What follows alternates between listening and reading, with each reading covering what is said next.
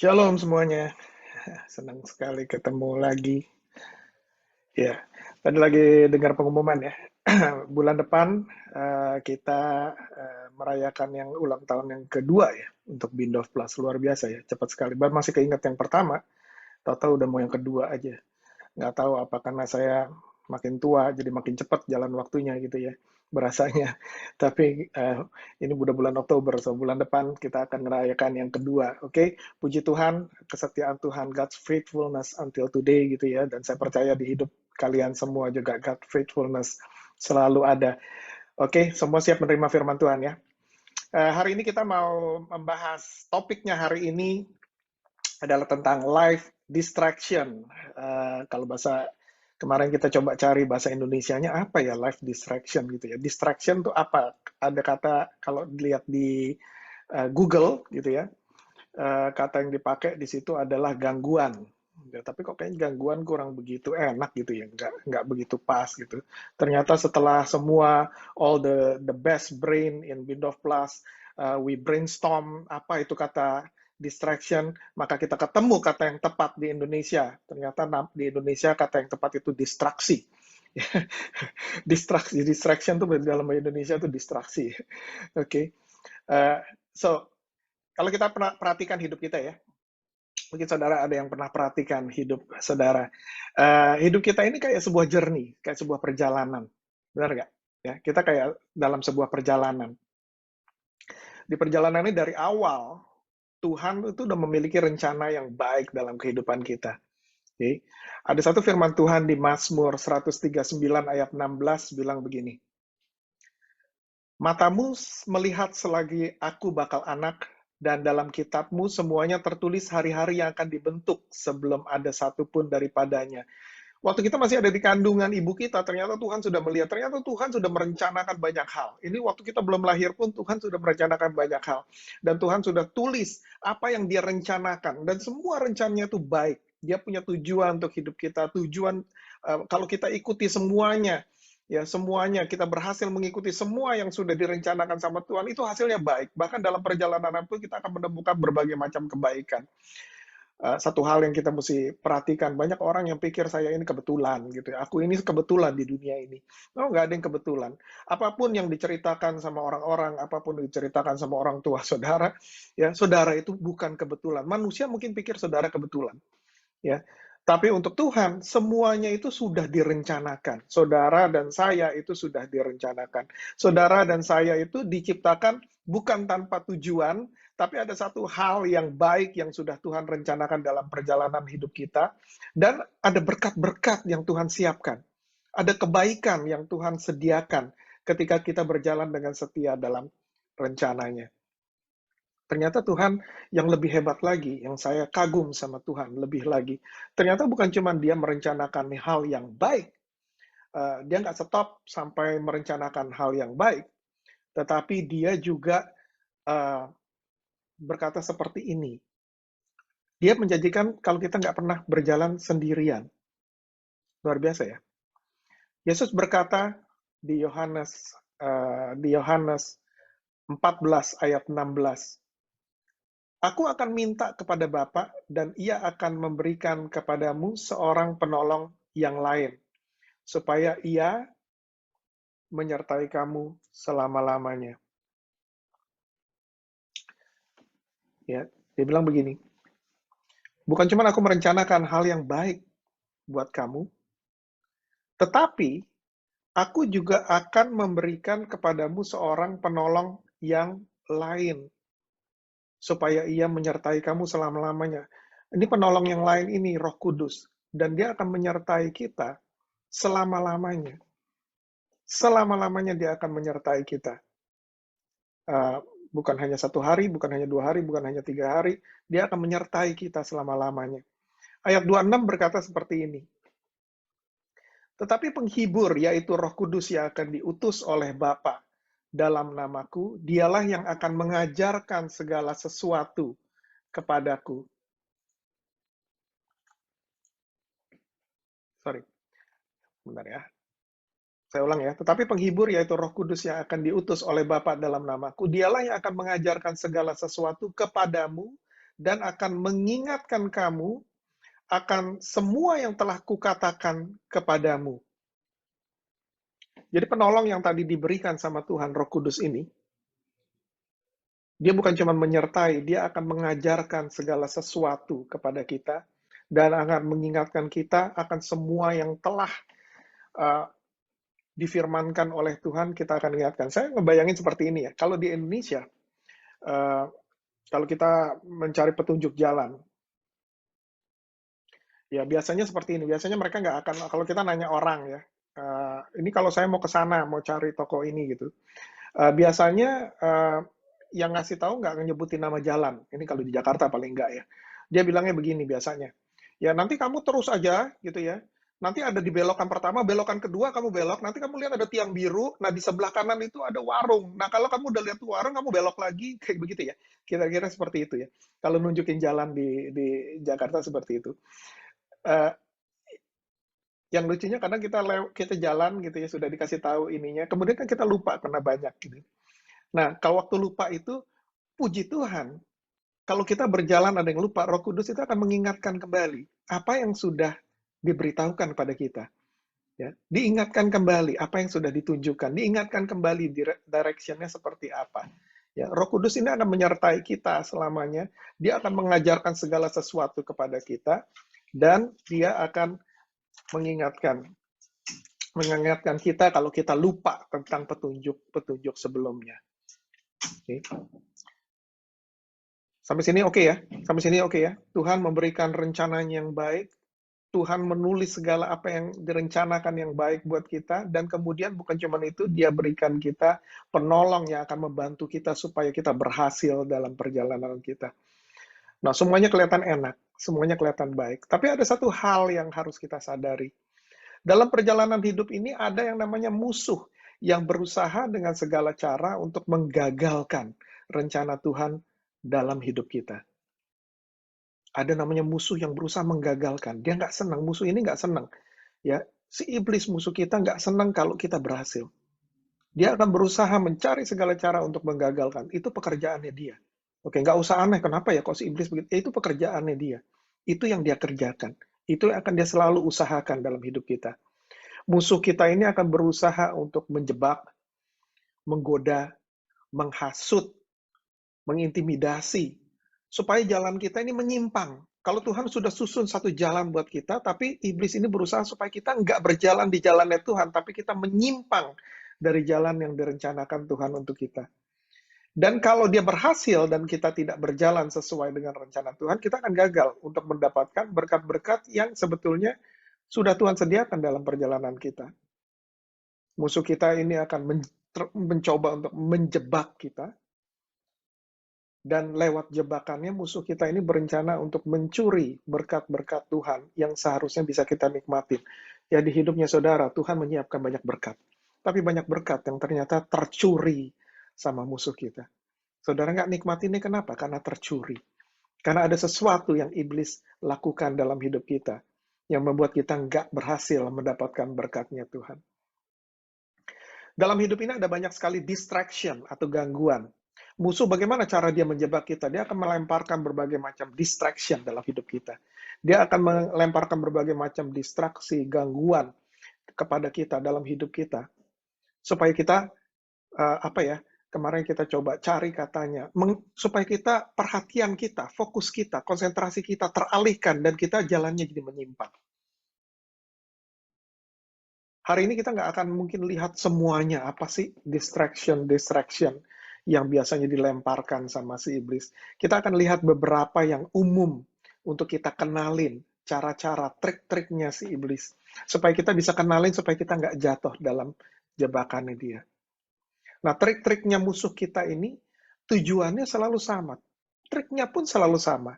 Cuman mungkin dibungkus dengan situasi yang berbeda-beda. Mungkin situasi yang saudara hadapi dengan situasi yang saya hadapi, mungkin dengan orang lain hadapi, mungkin nggak sama. Tetapi trik dari musuh kita dan tujuannya selalu sama. Dari dulu sampai sekarang nggak pernah berubah. Tujuannya selalu sama. Kita mau lihat hari ini, apa sih trik-triknya? Apa sih yang menjadi tujuannya? Supaya kita kenalin, supaya kalau kita mengenali dan ternyata kita kenalin saat ini kita sedang ada atau sedang tergoda dengan jebakannya, maka kita bisa stop dan kita bisa berbalik arah, balik ke jalan yang benar. Amin. Sampai sini masih oke ya? Masih oke ya? Waktu saya sedang mempersiapkan firman Tuhan untuk dibagikan hari ini, saya mencoba meditasi, saya berdoa sama Tuhan, minta bantuannya Roh Kudus, coba tolong tunjukkan seperti apa firman Tuhannya, mesti dibawanya bagaimana, seperti apa saya mesti bukakan firman Tuhannya.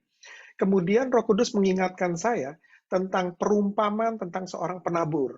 Di Alkitab ada satu cerita tentang perumpamaan tentang seorang penabur atau parable of the sower di Matius 13, di Markus juga ada, tapi kita lihat yang di Matius 13. Di Matius 13 ayat 3 berkata seperti ini. Dan ia mengucapkan banyak hal dalam perumpamaan kepada mereka. Katanya, adalah seorang penabur keluar untuk menabur. Ayat 4 bilang gini, pada waktu ia menabur, sebagian benih itu jatuh di pinggir jalan, lalu datanglah burung dan memakannya sampai habis. Ini distraksi yang pertama, gangguan yang pertama kita lihat. Ya. Tuhan Yesus menjelaskannya seperti ini dari perumpamaan itu. Di Matius 13 ayat 19. Kepada setiap orang yang mendengar firman tentang kerajaan surga, tetapi tidak mengertinya, datanglah si jahat dan merampas yang ditaburkan dalam hati orang itu. Itulah benih yang ditaburkan di pinggir jalan. Ingat ya, tadi pertama saya bilang ya, Roh Kudus akan mengajarkan kita tentang segala sesuatu, dan Roh Kudus akan mengingatkan kita akan firman Tuhan yang sudah diberikan pada kita. Dalam perjalanan hidup kita, akan ada firman Tuhan yang diberikan pada kita sebagai direction, ya, supaya kita ngerti jalannya kemana. Pada waktu kita menghadapi sesuatu, ada firman Tuhan yang akan menunjukkan kita mestinya jalannya kemana. Dan firman ini dibagikan kepada kita, diberikan kepada kita, dan ada Roh Kudus yang mengawalnya dan akan mengingatkannya lagi kalau kita lupa, mengingatkannya lagi, menerangkan kalau kita nggak mengerti. Ya, ada firman Tuhan yang dibagikan. Di dalam perumpamaan tentang penabur ini, ada firman Tuhan yang dibagikan. Untuk memberikan kita keterangan, untuk memberikan kita direction, memberikan kita petunjuk bagaimana kita berjalan, kemana kita harus berjalan. Tetapi pada satu orang ini, dibilang begini, dia nggak mengerti, maka datanglah si jahat dan merampas yang ditaburkan dalam hati orang itu, itulah benih yang ditaburkan di pinggir jalan. Oke. Orang ini kehilangan firman Tuhan. Orang ini kehilangan direction. Orang ini kehilangan petunjuk. Kenapa? Karena dia nggak mengertinya. Dia nggak mengerti, jadi dirampas dari dia. Apa yang Tuhan berikan petunjuk, dia nggak mengerti, dirampas sama si musuh, maka dia tersesat. Dulu, saya pikir orang-orang di kategori ini adalah orang-orang yang tidak percaya Tuhan. Yang tidak percaya Tuhan Yesus. Saya pikir ini orang-orang yang tidak percaya Tuhan Yesus. Orang yang tidak menerima Tuhan Yesus. Tapi sebetulnya setelah saya teliti lagi, sebetulnya waktu saya pelajari lagi, ternyata kejadian ini banyak terjadi juga pada anak-anak Tuhan. Pada orang-orang yang percaya sebetulnya. Banyak terjadi seperti ini. Si jahat merampas firman Tuhan dari mereka karena mereka tidak mengertinya. Kenapa kok anak-anak Tuhan ada yang tidak mengerti firman Tuhan? Orang ke gereja mendengarkan firman Tuhan, tapi dia nggak ngerti. Kemudian setelah keluar dari gereja, dia lupa apa yang didengarkan.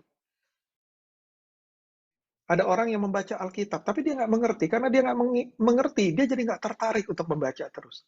Dan dia stop. Dia nggak mengerti. Firman Tuhan yang diberikan, firman Tuhan yang dibaca, firman Tuhan yang didengarkan, tidak memberikan bantuan apa-apa untuk orang ini. Karena dia nggak mengerti, si jahat merampasnya. Pertanyaannya, kenapa anak-anak Tuhan kok bisa nggak mengerti firman Tuhan? Bukankah Tuhan berjanji, kalau tadi yang kita dengar pertama, Tuhan Yesus akan memberikan seorang penolong, yaitu Roh Kudus, yang akan mengajarkan pada kita, yang akan membuat kita mengerti tentang firman Tuhan. Lalu kenapa anak-anak Tuhan, yang katanya Tuhan Yesus berikan Roh Kudus di dalam hidupnya, yang katanya Roh Kudus akan berjalan bersama-samanya, Kenapa mereka tetap nggak mengerti tentang firman Tuhan? Nah, saya pikir-pikir, apa mungkin banyak anak Tuhan yang nggak mengerti karena mereka memang tidak memberikan waktu mereka untuk mempelajari, tidak memberikan waktu mereka untuk bertanya sama Roh Kudus, minta Roh Kudus mengajarkan pada mereka apa yang mereka nggak mengerti. Zaman-zaman sekarang kita banyak jadi orang yang kurang sabar. Kalau kita baca sesuatu nggak mengerti, kita tutup bukunya. Kita nggak berusaha mencari tahu apa sih yang dimaksud buku ini. Kalau kita mendengarkan firman Tuhan dan kita nggak mengerti, maka konsentrasi kita pudar. Konsentrasi kita langsung hilang. Dan kita mulai berpikir hal-hal yang lain, maka kita sama sekali kehilangan tadi firman Tuhan tadi. Yang semestinya bisa membantu hidup kita, tapi karena kita nggak memberikan waktu kita untuk mencoba untuk mengerti, maka akhirnya firman Tuhan itu jadi tidak punya efek sama kita. Mungkin kita dengar, tapi tidak memberikan efek apa-apa pada kita, karena kita nggak mengerti. Musuh berusaha mencuri waktu persekutuan kita dengan Tuhan. Mencuri waktu kita. Zaman-zaman sekarang, kita nggak kepingin spend waktu, kita pengennya instant. Kalau kita sedikit saja tidak bisa mengerti, kita nggak pengen buang waktu terlalu banyak, masih banyak hal lain yang saya mesti kerjakan. Orang-orang sekarang sibuk. Kalau saya baca sedikit, saya nggak ngerti, saya malas terusin. Lebih baik saya ngerjain yang lain. Kita nggak memberikan waktu untuk lebih tahu tentang itu. Kita nggak pengen memberikan waktu kita untuk bersekutu lebih dengan Roh Kudus supaya bisa diberitahu tentang hal-hal yang kita perlu tahu. Anak-anak sekarang, anak-anak Tuhan zaman sekarang, dibuat sibuk demikian rupa. Dibuat konsentrasi span-nya sedikit saja, lebih pendek, ya, supaya nggak bisa konsentrasi terlalu lama. Ya, kadang-kadang saya bingung. Kalau dengerin khotbah agak lama sedikit, banyak anak-anak Tuhan yang nggak bisa mengerti. Bosan katanya. Nggak bisa konsentrasi. Tapi kalau nonton film 2 jam, 3 jam bisa. Benar. Ya. Tapi kalau membaca firman Tuhan agak lama, bersekutu sama Tuhan agak lama, agak sulit. Saudara tahu apa yang sedang diusahakan sama musuh kita? Musuh kita nggak suka untuk kita bersekutu lama-lama sama Tuhan. Ya. Musuh kita memperbolehkan kita untuk memiliki agama. Mau ke gereja? Boleh. Boleh. Tapi jangan punya hubungan sama Tuhan. Ada religion dan ada relationship. Dari sebelum Yesus datang ke dunia ini, sudah ada religion. Tapi waktu Yesus datang, dia mau bangun relationship. Orang yang punya religion, musuh kita nggak takut. Kamu boleh punya religion, it's okay. Yang dia takuti adalah orang yang punya relationship sama Tuhan. Karena orang yang punya relationship sama Tuhan adalah orang yang akan berubah. Orang yang punya relationship sama Tuhan adalah orang yang akan maju. Orang yang punya relationship sama Tuhan, orang yang akan berhasil dalam hidupnya. Tapi orang sekedar punya religion, kan nggak khawatir. Kamu mau ke gereja, selama kamu nggak punya relationship sama Tuhan, silakan. Iblis tidak mengganggu orang untuk pergi ke gereja, tapi iblis berusaha keras untuk menarik konsentrasinya mereka di dalam gereja, supaya mereka nggak mengerti firman Tuhan yang dibagikan di gereja. Dan kalaupun kita mendengar hari Minggu, iblis akan berusaha sekeras mungkin waktu hari Senin, kita sudah lupa akan apa yang kita terima waktu hari Minggu. Kalau saudara nggak hati-hati, apa yang saudara dengarkan hari ini, 1 jam lagi saudara akan sudah lupa. Karena itu yang akan diusahakan. Kenapa? Karena kalau saudara mendengarkan dan kemudian spend your time untuk berusaha mengerti apa yang Tuhan sedang mau bicarakan. Saudara berusaha untuk berhubungan sama Tuhan dan berfellowship sama Tuhan. Saudara akan mendapatkan sesuatu yang baik. Dan iblis nggak suka soal itu. Iblis nggak suka saudara punya relationship sama Tuhan. Punya religion, oke. Tapi jangan punya relationship sama Tuhan. Kalau ada dari saudara di sini, yang seperti itu. Ya, itu seperti itu saya. Kenapa saya nggak baca Alkitab? Karena saya susah ngerti apa yang ditulis di Alkitab. Kenapa saya nggak suka untuk dengarkan khotbah? Karena saya nggak susah ngerti. Karena nggak mengerti, saudara bosan dan nggak kepingin mendengarkan. Kalau itu saudara, hari ini, berusaha untuk memperbaikinya, berusaha untuk mengerti, berusaha untuk mencari Tuhan. Enok dicintai sama Tuhan. Kenapa? Karena dia mencari Tuhan. Kenapa dia mencari Tuhan? Karena dia ingin mengerti apa rencananya Tuhan. Dan orang yang mencari Tuhan, orang itu akan berjalan sama Tuhan. Jadi orang yang seperti itu. Jangan sedikit nggak mengerti, lupa akan firman-Nya. Datang sama Roh Kudus, bilang sama Roh Kudus, ingatkan aku hal-hal yang Engkau inginkan untuk aku lakukan. Ingatkan aku selalu. Amin. Yang kedua, kita lanjutkan ya, ke Matius 13 ayat 5 sampai 6. Sebagian jatuh di tanah yang berbatu-batu yang tidak banyak tanahnya. Lalu benih itu pun segera tumbuh karena tanahnya tipis. Tetapi sesudah matahari terbit, layulah ia dan menjadi kering karena tidak berakar. Ini distraction, gangguan yang kedua, ya, yang umum. Ini udah umum lah ya terjadi ya. Ini salah satu gangguan lagi yang umum dilakukan, diberikan sama musuh kita. Tuhan Yesus menerangkannya seperti ini di Matius 13, 20-21. Benih yang ditaburkan di tanah yang berbatu-batu itu ialah orang yang mendengar firman itu dan segera menerimanya dengan gembira. Tetapi ia tidak berakar dan tahan sebentar saja. Apabila datang penindasan atau penganiayaan karena firman itu, orang itu pun segera murtad, orang itu segera pergi dari Tuhan, orang itu segera keluar dari gereja, seorang itu tidak percaya lagi sama Tuhan. Intinya firman Tuhan ini Yesus bilang, jenis kedua ini, orang ini nggak berakar, imannya kurang dalam, imannya kurang tebal, imannya kurang berotot, dan dia cuma tahan sebentar saja, dia nggak bertahan lama. Banyak ya dari kita seperti itu ya. Kita berdoa, kalau nggak dijawab sama Tuhan secepat mungkin, maka kita kehilangan kepercayaan kita sama Tuhan. Kita mendengar janji Tuhan, tapi kalau janji Tuhan tidak terjadi secepat mungkin, maka kita mulai meragukan Tuhan. Saya akan bacakan sesuatu di Kejadian 3 ayat 1-5. Ya. Kalau saya bilang tadi, triknya, tujuannya selalu sama dari dulu sampai sekarang. Cuman kondisinya dan situasinya aja yang dirubah-rubah. Saya ambil dari yang permulaan waktu iblis menggoda Hawa lewat ular. Ya, Kejadian 3 ayat 1-5 diceritakan tentang usaha si ular untuk menjebak Hawa. Adapun ular ialah yang paling cerdik dari segala binatang di darat yang dijadikan oleh Tuhan Allah. Ular itu berkata kepada perempuan itu, tentulah Allah berfirman, semua pohon dalam taman ini jangan kamu makan buahnya, bukan? Lalu sahut perempuan itu kepada ular itu, buah pohon-pohonan dalam taman ini boleh kami makan. Tetapi tentang buah pohon yang ada di tengah-tengah taman, Allah berfirman, jangan kamu makan ataupun raba buah itu, nanti kamu mati. Tetapi ular itu berkata kepada perempuan itu, sekali-sekali kamu tidak akan mati. Tetapi Allah mengetahui bahwa pada waktu kamu memakannya, matamu akan terbuka dan kamu akan menjadi seperti Allah. Tahu tentang yang baik dan yang jahat. Bisa dibayangkan nggak ya? Ini si ular lagi berbicara sama si Hawa. Si ular berusaha sekeras mungkin untuk meyakinkan Hawa kalau Tuhan menjemunyikan sesuatu yang sangat baik dari si Hawa. Dan Tuhan tidak mau memberikan kepada si Hawa. Dia berusaha meyakinkan Hawa bahwa ada sesuatu yang sangat baik. Yang sangat baik, yang sangat bagus buat Hawa.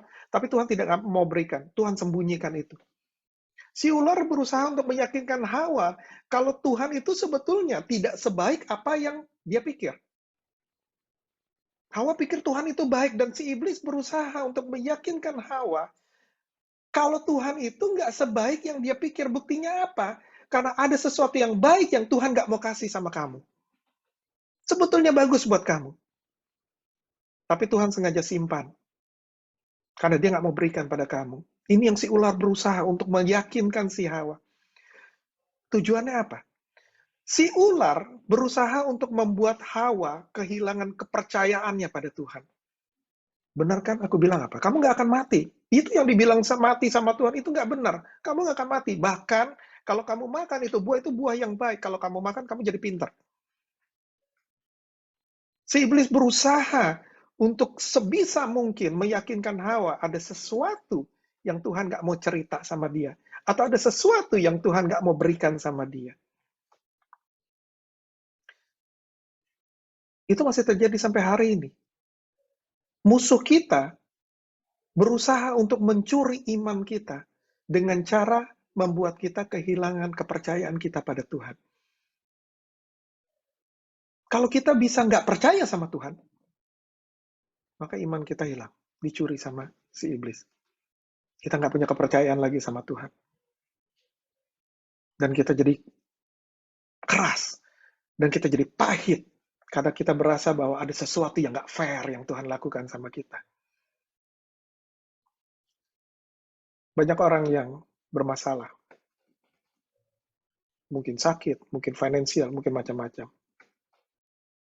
dan berdoa sama Tuhan. Tapi sepertinya jalan keluar nggak keluar-keluar, nggak sampai-sampai. Yang sakit tetap sakit. Yang kebutuh uang, uangnya juga nggak datang-datang. Butuh bisnisnya breakthrough, nggak datang-datang breakthrough-nya. Dan di belakang kepala mereka, si ular mulai berbicara. Bener kan? Kamu berdoa kan?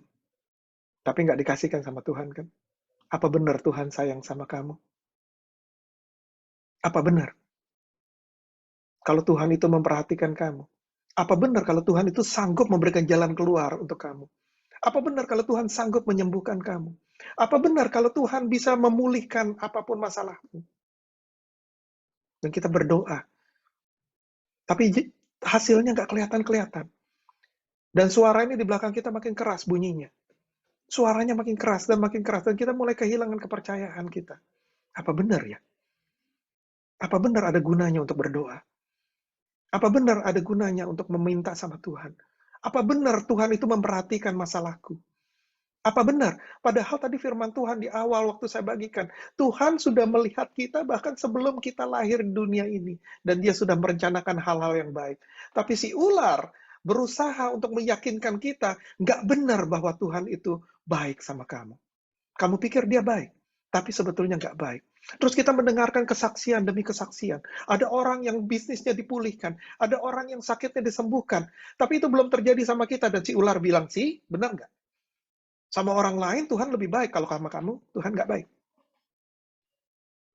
Dan kita yang sedang menunggu kesembuhan, kita yang sedang menunggu jalan keluar, kita yang sedang menunggu dengan segala hal pemulihan dari Tuhan, dan kita mulai kemakan omongan si iblis. Kita mulai makin kemakan omongan si iblis. Dan kita akan mulai kehilangan kepercayaan kita sama Tuhan. That's the start. Kalau kita sudah mulai meragukan Tuhan, maka banyak hal yang Tuhan sediakan kita nggak bisa ambil. Karena setiap kali kita ditunjukkan jalan, kita akan berpikir, benar nggak ini jalan Tuhan? Apa benar seperti itu? Dimulai dengan mulai nggak percaya sama Tuhan. Mulai nggak percaya sama Tuhan. Tuhan Yesus bilang, orang di grup kedua ini ialah orang yang nggak berakar. Dan karena nggak berakar, mereka cuma tahan sebentar saja. Kurang iman, kurang tebal imannya.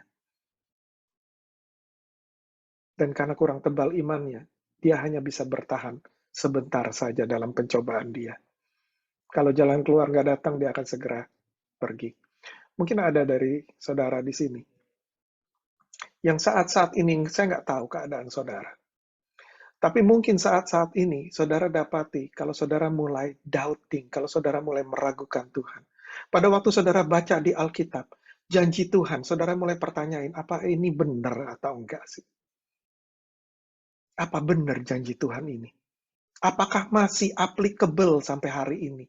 Apakah janji Tuhan ini hanya terjadi untuk zaman dulu saja, tapi nggak zaman sekarang? Apa mungkin Tuhan hanya berkuasa zaman dulu saja, tapi tidak zaman sekarang? Apa benar? Saya sudah menunggu lama. Saya sudah berdoa. Apa benar? Kalau ada dari saudara yang hari ini ada dalam situasi itu, saya nggak akan berikan 10 poin untuk membangun iman saudara. 5 poin untuk membangun, menjadikan iman saudara berotot. Kita nggak punya waktu dan nggak ada gunanya buat saudara kalau saya kasihkan poin-poin itu. Saya cuma ingin beri suggestion sama saudara. Kalau itu saudara, hari-hari ini ada doubt dalam hidup saudara.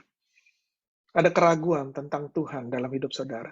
Ada keraguan bahwa dia itu baik buat saudara. Saya cuma ingin berikan nasihat begini. Masuk kamar, tutup pintu, kneel in front of God. Minta pertolongan Roh Kudus. Bilang begini, ampuni aku orang yang gak beriman. Berikan aku iman. Tumbuhkan aku iman. Roh Kudus ajarkan aku bagaimana cara bertahan dalam hal yang kelihatannya gelap ini. Bagaimana cara aku bertahan sampai pertolongan Tuhan datang. Bagaimana caranya aku bertahan. Ini yang saya yakin. Satu hal akan terjadi, Pak, kalau saudara akan lakukan ini.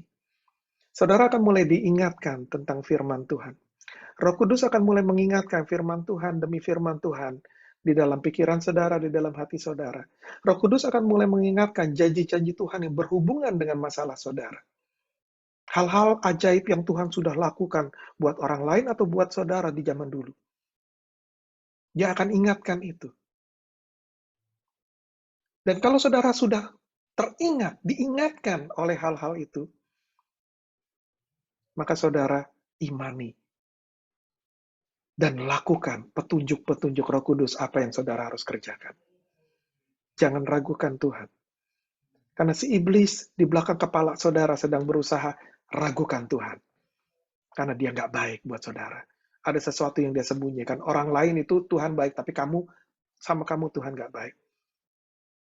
Datang sama Tuhan. Minta petunjuk Roh Kudus. Ajarkan aku untuk bisa bertahan dalam masa-masa gelap ini. Karena aku yakin pertolonganmu akan datang. Tapi ajar aku bertahan selama aku belum bisa melihat pertolonganmu. Ajar aku untuk bertahan. Dan kalau Roh Kudus memberikan petunjuk-petunjuk, lakukan petunjuknya. Pada waktu saudara melakukan firman Tuhan, iman saudara akan dibangun. Iman saudara akan dibangun. Percayalah. Iman saudara akan dibangun. Mungkin saudara nggak mengerti. Aduh, aku nggak mengerti ya petunjuknya. Nggak mengerti. Jangan menyerah. Just lakukan. Lakukan saja. Nanti juga akan jelas sendiri. Lakukan saja. Coba. Saudara coba. Kalau hari ini saudara adalah orang-orang yang sedang meragukan Tuhan karena satu dua hal. Ya, saya tidak menghakimi saudara. Ada waktu-waktunya ketika masa sedang sulit dan lain-lain di zaman dulu. Ya. Waktu saya belum belajar terlalu banyak sama. Ya. Ini ada bisikan-bisikan di telinga, di belakang kepala yang berusaha bilang, mungkin yang Tuhan bilang itu nggak benar, atau mungkin yang Tuhan bilang itu bukan buat kamu. Tapi belajar untuk bangun iman kita. Belajar untuk bergantung dan bergantung sama Tuhan, menempel sama Tuhan. Belajar untuk cari Roh Kudus, cari petunjuknya. Kenapa? Karena dia ada di situ. Karena Tuhan sudah menjanjikannya bahwa dia akan bersama kita selama-lamanya. Selama kita mau mendengarkan, dia akan memberikan keterangannya. Amin. Amin. Kita lanjutkan yang ketiga. Matius 13 ayat 7 bilang begini. Sebagian lagi jatuh di tengah semak duri, lalu makin besarlah semak itu dan menghimpitnya sampai mati. Ini distraction, gangguan yang ketiga, yang umum ya. Tuhan Yesus menerangkannya seperti ini di Matius 13 ayat 22. Yang ditaburkan di tengah semak duri ialah orang yang mendengar firman itu, lalu kekhawatiran dunia ini dan tipu daya kekayaan menghimpit firman itu sehingga tidak berbuah. Kalau kita balik tadi di Kejadian 3 ayat 6a. Kita balik ke Kejadian 3. Kejadian 3 ayat 6a. Bagaimana Hawa jatuh dalam jebakan si iblis? Begini. Kalau kita baca di ayat 6 ini, perempuan itu melihat bahwa buah pohon itu baik untuk dimakan dan sedap kelihatannya. Lagi pula pohon itu menarik hati karena memberi pengertian. Iblis berusaha untuk menarik perhatiannya si Hawa kepada satu buah ini. Nah, di taman itu ada beratus-ratus buah yang Hawa boleh nikmati. Tapi iblis berusaha untuk menarik perhatiannya si Hawa untuk melihat dan konsentrasi sama satu buah ini yang Tuhan bilang gak baik untuk kamu makan. Dan karena Dia terprovokasi karena dia terhasut oleh si ular tadi. Maka dia mulai melihat buah di pohon ini, dan dia lihat buah pohon ini baik untuk dimakan. Indah sekali buah ini. Sedap kelihatannya. Memang Tuhan bilang nggak boleh, tapi buah ini nggak tahu kenapa menarik perhatian saya. Ingat ya, di taman itu ada beratus-ratus pohon dengan bermacam-macam buah yang dia boleh makan. Dia sudah terima berkatnya luar biasa, tapi berkat-berkat itu sepertinya dia lupa. Dia hanya ingat satu ini yang dia tidak boleh. Semua perhatian dia, semua fokus dia sekarang terhadap buah ini. Menurut Hawa, kalau aku belum makan buah ini, maka aku nggak akan satisfy. Kalau aku belum makan buah ini, maka hidupku nggak akan bahagia. Kalau aku belum dapatkan buah ini, maka hidupku tidak lengkap. Padahal Tuhan memberikan bermacam-macam buah yang lain yang dia boleh makan. Berkat yang berlimpah. Tapi dia nggak bisa ngerasain lagi yang berkat-berkat itu. Dia hanya fokus pada satu hal ini. Banyak orang yang fokus pada hal-hal di dunia ini dan dia menjadi khawatir. Kalau aku nggak dapat yang itu, hidupku nggak akan bahagia. Kalau aku belum sampai dapatin itu, hidupku nggak akan penuh, nggak akan lengkap. Aku nggak akan bahagia, padahal Tuhan berikan berkat yang luar biasa dalam hidup mereka. Tapi berkat-berkat yang Tuhan sudah berikan, sudah ada di tangan mereka, mereka nggak bisa nikmatin lagi. Karena fokus mereka semua pada satu hal ini yang Tuhan bilang nggak baik kalau mereka dapatin. Tapi yang itu yang mereka mau. Karena di belakang pikiran mereka, si iblis berkata, kalau kau belum dapetin yang satu itu, kau belum lengkap.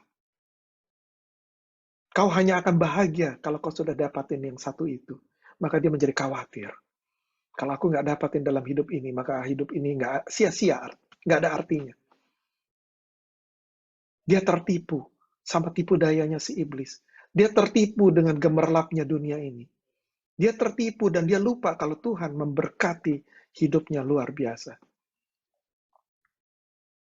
Hasil dari kekhawatiran dia apa? Sebetulnya dia perlu bersuka cita karena semua berkat yang Tuhan berikan, tapi karena dia nggak dapet yang satu ini, maka dia nggak ada sukacita dalam hidupnya. Musuh kita berusaha untuk mencuri sukacita kita dengan cara meyakinkan kita kalau berkat-berkat yang Tuhan sudah berikan itu nggak cukup.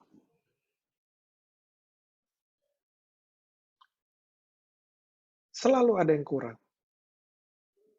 Dan musuh kita memprovokasi kita. Kalau nungguin Tuhan kasih mungkin nggak akan sampai waktunya. Maka kamu harus kerjakan sendiri.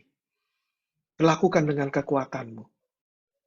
Jangan sampai kalah sama orang lain. Jangan sampai tertinggal di dunia ini. Pastikan kamu dapat full semua yang ada di dunia ini. Supaya hidup kamu bahagia. Padahal tanpa itu hidup kita sebetulnya sudah bahagia. Karena Tuhan memenuhi segala yang kita butuhkan. Tapi karena kita terhasut, maka hilang sukacita dan kedamaian kita. Mungkin ada di tempat ini, dari saudara. Ada yang mungkin hari-hari ini sedang stres. Hari-hari ini sepertinya kok susah ya, hidupnya kok susah ya. Kok nggak ada sukacita ya dalam hidup saya. Kok saya selalu kepingin sesuatu yang saya nggak punya. Begitu ya biasanya ya. Kalau sesuatu yang kita punya kan kita nggak kepingin lagi biasanya ya. Ya, yang kita kepingin kan yang kita nggak punya. Kok selalu ya, yang tetangga kita punya, yang teman kita punya, itu yang kita kepingin. Ya. Kalau kita nggak dapetin itu kayaknya kurang. Dan kurang. Mungkin ada sesuatu karir yang kita mau. Ada sesuatu jabatan yang kita mau. Kalau belum sampai di situ, rasanya kurang. Walaupun sebetulnya aku punya keluarga yang baik. Aku punya pekerjaan yang baik. Aku punya pelayanan yang baik. Tapi rasanya kurang kalau yang satu itu aku nggak dapat. Iblis berusaha mencuri sukacita kita. Berusaha mencuri kedamaian di hati kita. Ini jebakan si iblis. Kenapa? Kalau kamu khawatir, kalau kamu mulai melakukan dengan kekuatan kamu sendiri, kamu jalan akan mulai menyimpang dari rencana Tuhan. Tuhan bilang jalan di sini, tapi kamu bilang, Tuhan kalau lewat jalanmu akan terlalu lambat aku dapati itu. Aku harus cari jalanku sendiri, Tuhan. Supaya aku bisa dapati itu dengan lebih cepat. supaya hidupku bisa lebih bahagia dengan lebih cepat. Ternyata itu jebakan. Waktu saudara lakukan, saudara malah jadi stres. Waktu saudara lakukan, keluarga saudara jadi berantakan. Waktu saudara lakukan, bukan sukacita dan kebahagiaan yang saudara dapat, tapi segala permasalahan yang saudara terima. Karena jalannya nggak ada di jalan Tuhan. Ini namanya distraction. Distraction. Tuhan menyediakan jalannya untuk sampai ke kebahagiaan, tapi karena kita ada distraction dalam hidup kita, maka kita jalan berputar-putar cari jalan sendiri dan nggak sampai-sampai ke rencananya Tuhan. Kalau itu saudara, kembali lagi saya nggak akan berikan 10 poin bagaimana supaya hidup saudara nggak perlu khawatir. Oke. Atau 5 poin untuk hidup saudara bisa bahagia hari ini. No. Kalau itu saudara yang hidupnya penuh kekhawatiran, nggak tahu, stres luar biasa, kadang sudah nggak tahan, kadang sudah ini, masuk kamar. Setelah ini ya, jangan sekarang. Setelah ini, ya, masuk kamar, kunci pintu, berlutut di hadapan Tuhan. Minta sama Roh Kudus tunjukkan kenapa aku khawatir. Apa root of the problem kekhawatiranku? Tolong tunjukkan kepadaku. Supaya aku bisa mengerti. What is the root of the problem? Kenapa hidupku penuh dengan gelombang, penuh dengan badai. Padahal berkat Tuhan banyak. Tapi kenapa aku nggak bisa senang, nggak bisa sukacita? Roh Kudus tolong tunjukkan kepadaku. Tolong tunjukkan kepadaku. Dan kemudian Roh Kudus, tolong ajar aku untuk bisa percaya bahwa Tuhanku sanggup memenuhi kebutuhanku semuanya. Semua yang aku butuhkan, Tuhan sanggup.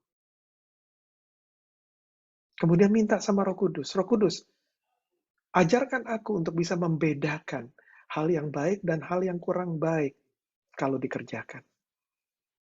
Apa hal yang baik yang aku harus kerjakan? Apa hal yang nggak baik yang harus aku hindari? Supaya jalanku tidak berputar-putar. Supaya jalanku bisa mulus sesuai dengan rencana Tuhan. Datang sama Tuhan. Datang sama Tuhan. Ya banyak di luar sana segala macam yang baik yang bisa dibaca.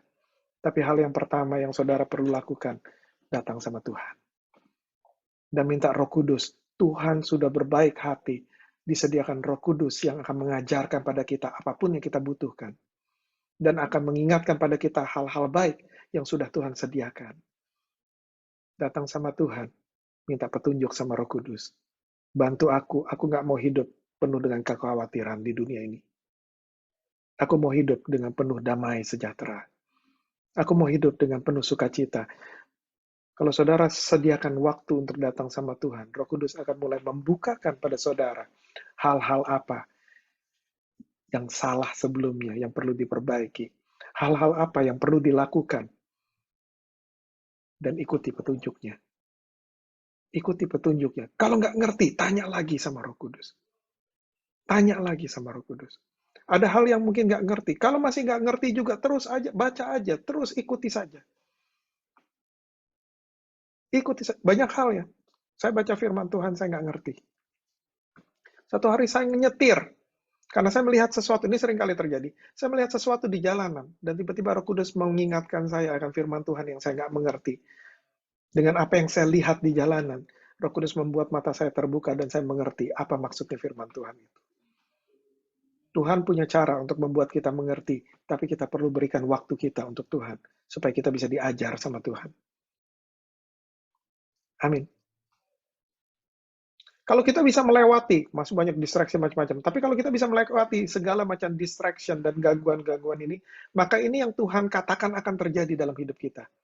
Di Matius 13 ayat 8. Dan sebagian jatuh di tanah yang baik lalu berbuah. Ada yang 100 kali lipat, ada yang 60 kali lipat, ada yang 30 kali lipat. Kata Yesus begini, yang ditaburkan di tanah yang baik ialah orang yang mendengar firman itu dan mengerti. Kalau nggak mengerti, tanya sama Roh Kudus. Minta dia terangkan sama saudara. Tapi berikan waktu untuk bisa diajar. Berikan waktu untuk bisa diajar sama Tuhan. Berikan waktu untuk Roh Kudus bisa mengajar dan meneranginya sama kita. Jangan maunya selalu buru-buru dan buru-buru. Pada waktu kita mengerti dan menjalaninya, maka kita akan berbuah. Ada yang 100 kali lipat, ada yang 60 kali lipat, ada yang 30 kali lipat. Ini buah bukan cuma buah sukacita, buah damai sejahtera, tapi saudara berbuah dan berguna bagi orang-orang sekitar. Saudara akan berbuah bagi kerajaan Tuhan. Saudara akan berbuah menjadi partner Tuhan dalam pekerjaannya.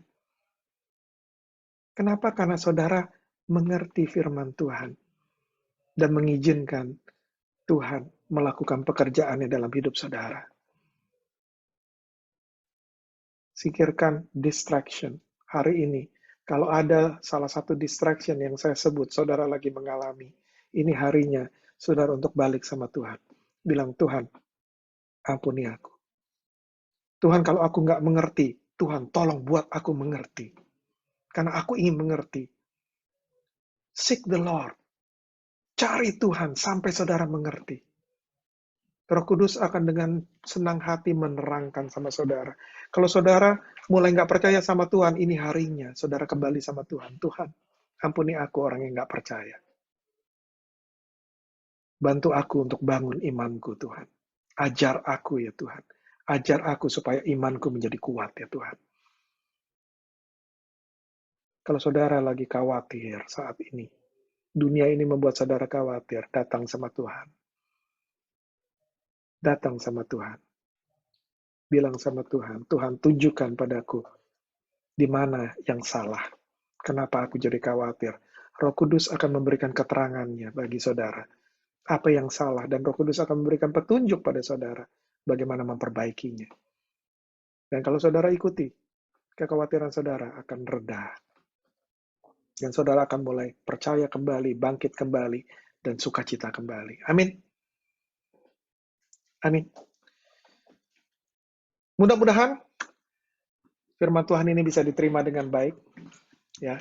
Dan kalau nggak mengerti, juga nggak apa-apa. Dengarkan aja lagi nanti rekamannya. Ya, kalau nggak mengerti firman Tuhan yang dibaca, baca lagi firman Tuhannya. Saudara kalau minum obat, saudara ngerti nggak ya diminum apa? Kalau dokter bilang, saudara pergi ke dokter, dokter bilang nih yang baik buat penyakit kamu, makan obat A, B, C, dan D. Saudara ngerti persis apa yang saudara makan? Chemical-nya, ingredient-nya apa? Wah, kalau mesti dibelajarin dulu, saudara nggak akan makan-makan itu obat.